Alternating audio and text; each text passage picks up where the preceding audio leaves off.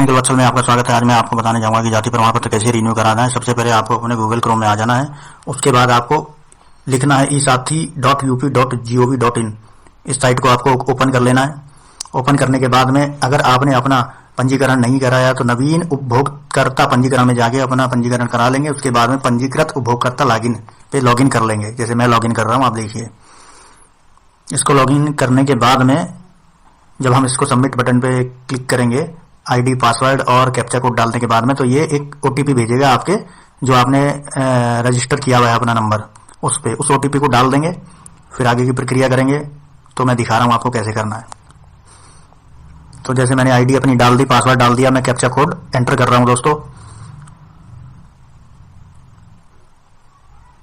Captcha code enter करने के बाद में ये ओटीपी सेंड करेगा। उस ओटीपी को जो ऑप्शन आएगा उसमें फिल करने के बाद इसको फिर सबमिट करना पड़ेगा। जैसे मैंने सबमिट में कर रहा हूं दोस्तों, तो ये ओटीपी सेंड करेगा हमारे मोबाइल नंबर पे। नेट दोस्तों थोड़ा स्लो है, इसलिए जो है प्रोसेसिंग थोड़ी स्लो हो रही है।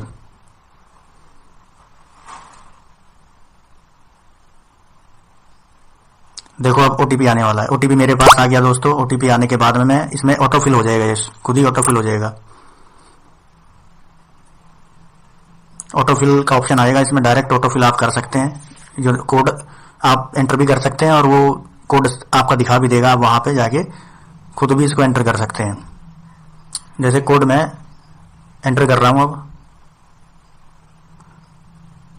कोड ऑटोफिल आ गया मेरा, एंटर कर दिया मैंने, सबमिट कर दिया उसे दोस्तों। देखिए आप, सबमिट करने के बाद कुछ इस तरह का जो इसका पेज ओपन हो गया है। और आप इसको स्क्रॉल करेंगे तो नीचे की साइड में जाति प्रमाण पत्र हिंदी और जाति प्रमाण पत्र आपका इंग्लिश में आएगा। तो मैं इंग्लिश में भर रहा हूं, तो मैंने इंग्लिश में कर लिया। फिर यहाँ पे आपका आधार नंबर डालने का आएगा। उसके बाद कैप्चा कोड आप डालेंगे तो एक ओटीपी फिर आएगा। फिर उसको फिलअप करने के बाद में आपको फिर इसको आपका जो है वो जाति प्रमाण पत्र का फॉर्म खुल जाएगा वहां से। जैसे मैंने आधार का नंबर डाल दिया अपना। अब मैं ये जो कोड है, कैप्चा कोड, ये डाल रहा हूं।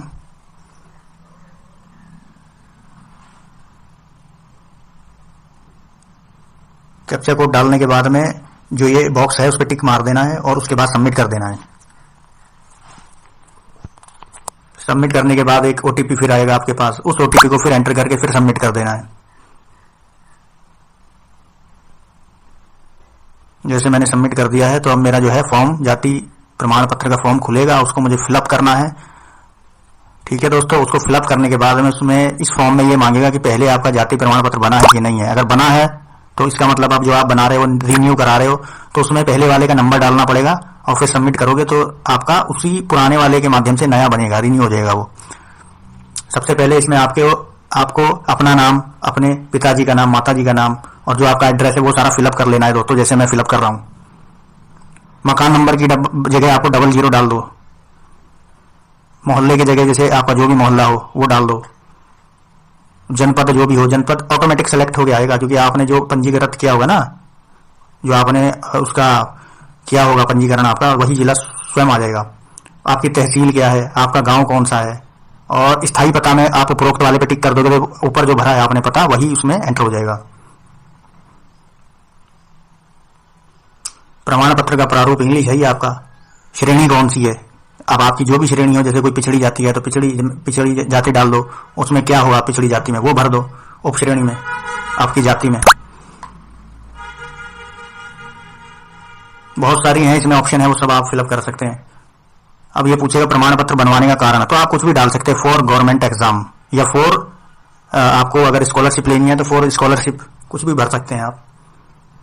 अगर आपने पहले जाति प्रमाण पत्र बनवाया है तो हाँ कर देना। फिर उसमें उसके प्रमाण पत्र की संख्या मांगेगा, उसका जो है आवेदन क्रमांक मांगेगा, आवेदन संख्या मांगेगा, तो वो सब आप फिलअप उसमें कर देना। और इसमें मेन बात अब इसके बाद में ना ये देखनी है कि जो आपको अपने डॉक्यूमेंट, मेनली 3 डॉक्यूमेंट लगेंगे इसमें। पहला लगेगा आपका फोटो, दूसरा लगेगा आपका स्वघोषित प्रमाण पत्र और तीसरा लगेगा आपका वोटर आईडी। या आपके गांव में जो प्रधान होंगे उन्होंने आपका कोई अपने हाथ से जाति का प्रमाण पत्र मोहर सहित बनाया हो तो वो लगेगा। तो मेरे पास तो गुरुजी, मेरे पास तो वोटर आईडी है, तो मैं वोटर आईडी इसमें अपनी लगा दूंगा। देखो सबसे पहले आप संलग्न उसमें आएगा, संलग्न संलग्न शीर्षक में फोटो आप सेलेक्ट कर लेंगे और उस पे आधार कार्ड की फोटो उसमें लगा दी जाए, आधार कार्ड वाले उस पे आप टिक कर देंगे तो वो आपका जो बॉक्स है वो ब्लैक हो जाएगा, मतलब वो लॉक हो जाएगा। फिर उसके बाद में आपको स्वघोषित प्रमाण पत्र जो है उसको सेलेक्ट करने के बाद में गैलरी में जाके वो अपलोड कर लेना है और अपलोड के ऑप्शन पे क्लिक कर देना है। तो जैसे आपने फोटो किया तो फोटो का एक नीचे अपलोड के नीचे एक फोटो का एक बॉक्स बन गया कि आपने फोटो का वो है सेलेक्ट कर लिया है।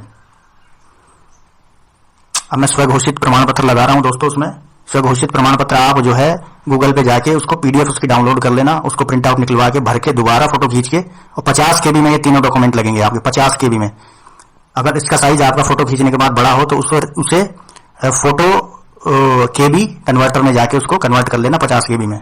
50 से कम भी होगा 47-48 केबी तो भी आपका चल जाएगी वो फाइल। जैसे मैंने फोटो डाउनलोड अपलोड किया था तो फोटो का एक अपलोड के नीचे एक बॉक्स बन के आ गया ब्लू कलर का कि ये मेरा लग गया है इसमें। और फोटो लगाना नहीं है, उसमें आधार कार्ड की जो फोटो होगी डायरेक्ट उसमें जब आप क्लिक करेंगे ना तो वो डायरेक्ट लग जाएगी आपके प्रमाण पत्र में। अब मैंने स्व प्रमाणित या स्व घोषित प्रमाण पत्र मैंने उसमें घोषणा पत्र उसमें लगा दिया है। तो उसमें देखो फोटो के ऊपर आ रहा है स्व घोषित प्रमाण पत्र ऊपर की साइड में, अपलोड के नीचे ये दो मैंने जो लगाए हैं प्रमाण पत्र वो उसने शो कर दिए ब्लू कलर में। अब मैं इसमें अपना वोटर कार्ड लगा रहा हूं। वोटर कार्ड में जब लगाएंगे तो उसमें क्लिक करने के बाद अन्य पे जाना है, जैसे चूज फाइल में अन्य पे जाना है। उसमें क्लिक करने के बाद संलग्न शीर्षक में आपको अन्य सेलेक्ट करना है और अन्य सेलेक्ट करने के बाद में आपको उसमें नीचे खुद टाइप करने का ऑप्शन आएगा, उसमें वोटर आईडी कार्ड लिख देंगे, वोटर कार्ड लिख देंगे और चूज फाइल में जाके वोटर कार्ड सेलेक्ट कर लेंगे तो नीचे ब्लू कलर में 3 चीज दे देगा, पहला वोटर कार्ड, दूसरा स्वघोषित प्रमाण पत्र, तीसरा फोटो। उसके बाद में आप ओटीपी भेजें या ओटीपी भेज दें। इतना करने के बाद पेमेंट का ऑप्शन आएगा, गूगल पे से पेमेंट कर देना इजीली हो जाएगा। उसके बाद में वो आपको पेमेंट स्लिप दिखा देगा और किसी तरह से नहीं भी दिखाता है तो एक ऑप्शन मैं आपको बताऊंगा। देखो मेरी पेमेंट स्लिप दिखा दी है, फिर आपको क्लोज करना है और डायरेक्ट मेन पेज पे आना है। वहां कुल लंबित आवेदन पे क्लिक करना है और वहां से आपका जो आवेदन क्रमांक है उस पर क्लिक करने के बाद में वो आपकी पेमेंट स्लिप दिखा देगा। देखो जैसे मैं क्लिक कर रहा हूं तो वो देख लेंगे और उसको क्लोज कर देंगे। और टेक्निकल वत्सल में आने के लिए आपका बहुत बहुत आभार, बहुत बहुत धन्यवाद। लाइक, सब्सक्राइब, शेयर, कमेंट करते रहें दोस्तों।